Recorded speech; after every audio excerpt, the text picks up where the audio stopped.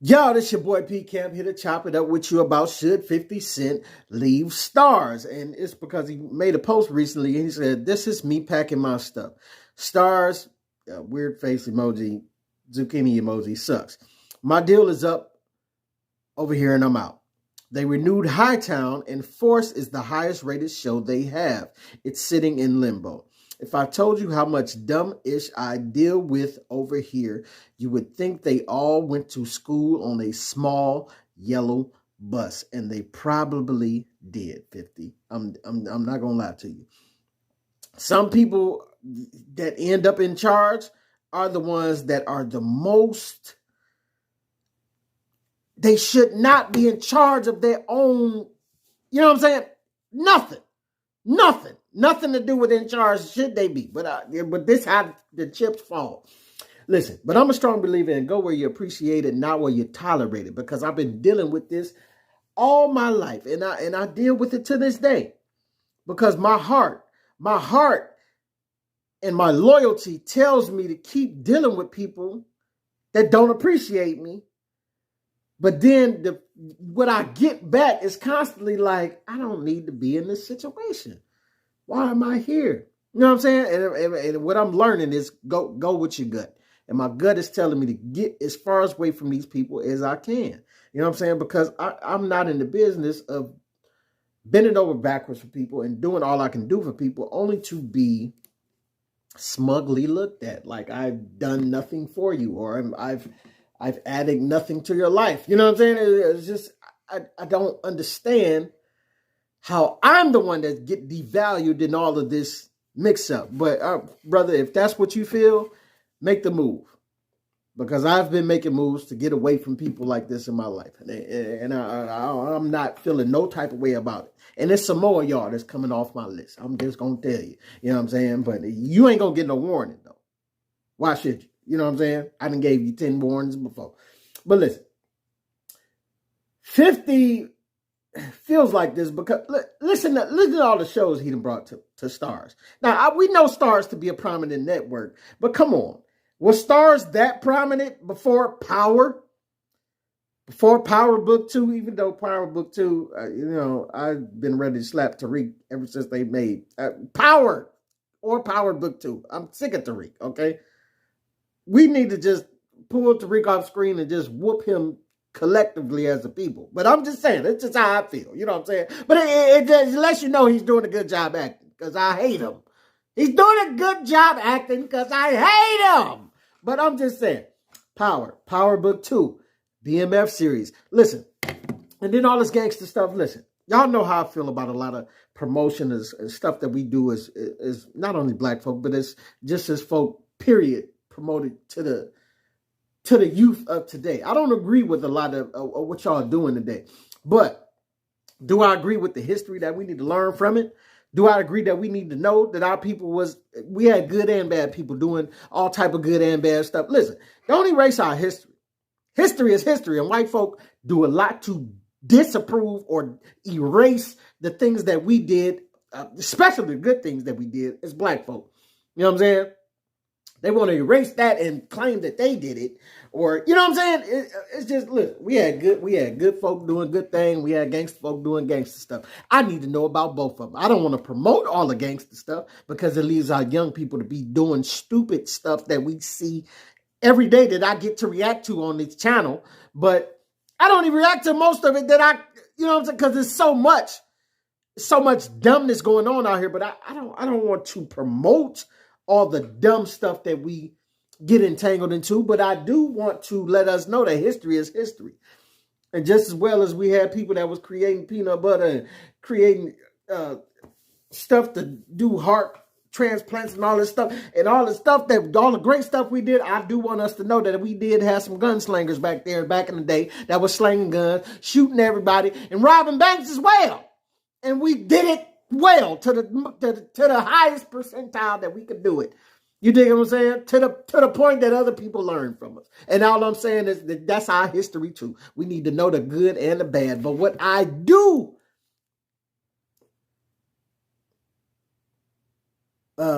want to say is that, I got a little pause right there, is that all, we don't need to perpetually promote the bad. We need to kick the good, but I don't have no problem with us knowing the bad. And this is where 50 Cent come in, because BMF, 50 Cent let us know about some Detroit history that happened. And I appreciate that he let us know about some Detroit history that happened, because it involved, 12th Street. Some of my family, you know what I'm saying? It involved that. I'm not going to say no names or get into no specifics, but it involved a lot of gangster stuff that went on in the hood that had an effect on how the world operated. You know what I'm saying? There was a lot of money being exchanged, that a lot of careers being created that happened from BMF and 12th Street and all the people of Detroit that did they dirt. You know what I'm saying? But y'all want to look at us crazy because it's black folks doing it. But when they come to Al Capone and The Godfather and Al Pacino, and you know what I'm saying? And Casino and you know what I'm saying? And all these guys, all these Italians that do it, it's all of a sudden glorified when they do it. But it's looked upon as stupid and Negro-like when we do it. I don't agree with that, and I'm not going to keep perpetuating that. I'm going to say that we is great or greater at doing it, you know what I'm saying, than them, because go to Africa right now. Go to Africa right now. I know even the Africans, we have problems between each other, but them some of the greatest gangsters going to find right now today. I ain't talking about the ones in music videos doing all that. I'm talking about the real. Listen, I ain't going to talk you to death. Go see for yourself. I ain't been, but I know enough to see them for the videos that I've seen. I know enough to know true gangsters when I see them. And the ones that I see in these videos ain't it. The American gangsters that I see in these videos ain't it. And that's all I'm going to say about that. But what I do say is I appreciate 50 Cent for bringing to light a lot of stories. He got a new story. He had a story called For Life. You know what I'm saying? That was a good show. He got a new story that he plans to roll out called Queen Nzinga. He says it's something like 300. If you like 300, he said you're going to love this one. And it's an African version. You know what I'm saying? So I was all about seeing that. And I just have a problem with Starz not appreciating what this black brother is bringing to the table. You know what I'm saying? Go where you appreciate it and not tolerate it. You know what I'm saying? Listen, Will Smith back in the day did Independence Day. It made $817 million, right? So when they got to talking about doing the number 2, doing the reboot, Will Smith said, give me $25 million per film. They was planning to do 2 more films. Give me $50 million, I'll do both films. They said, nah, too expensive, right? This is a film that did $817 million, almost $1 billion. And they said, I'm not going to give you 25 for a film. And they did Resurgence, and I watched it, but I was wondering, because I'm going to be honest, I watched it, but I didn't pay for it. Not without Will. I'm not paying for it without the Willie Smith and the, you know what I'm saying? I'm just saying. And they went on to do $390 million. At a budget of $165. So, what that leave?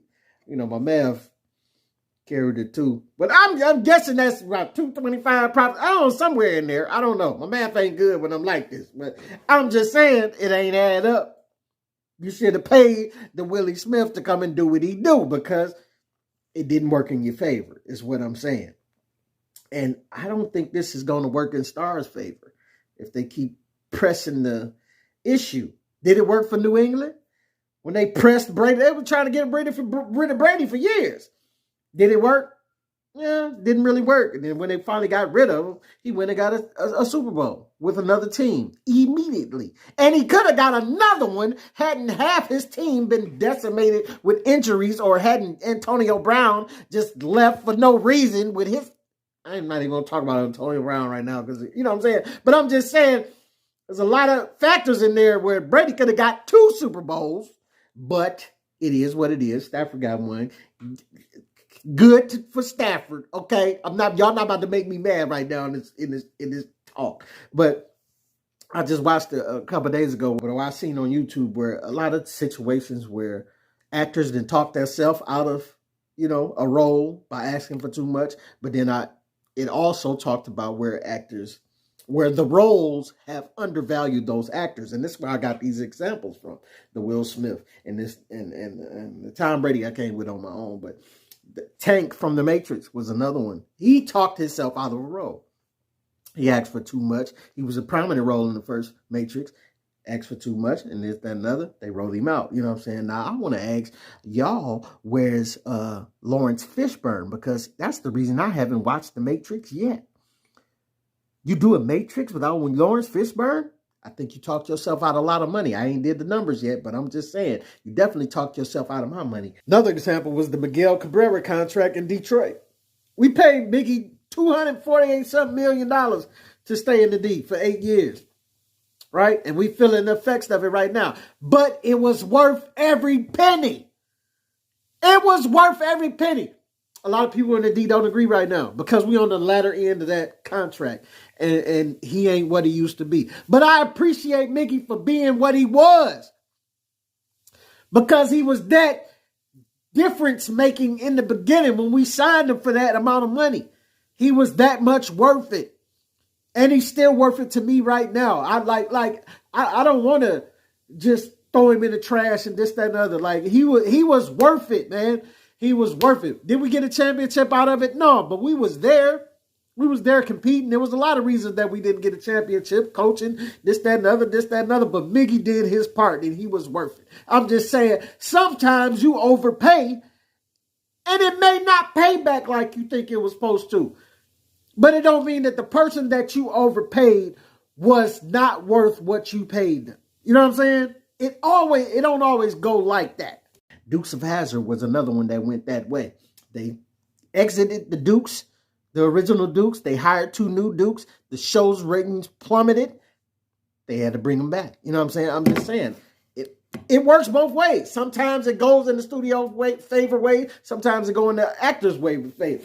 In this point, I'm just saying, I don't think we was looking at Starz like that before 50 was there. We was watching Starz here and there. I don't think we was watching it like that before 50 was there. Now, if y'all want to take that gamble, go ahead and take it. I wouldn't advise it, though. I wouldn't advise it, me personally. But do what you want to do. If you think that's what's best for your pocketbooks, do it. But I'm pretty much betting that it's going to bite you in your butt later. I'm pretty much betting that if you don't bet on 50 Cent, being that the traffic he brought, you're going to lose. I'm just saying. Let me know what you think, what you don't think. This is your boy Pete Camp.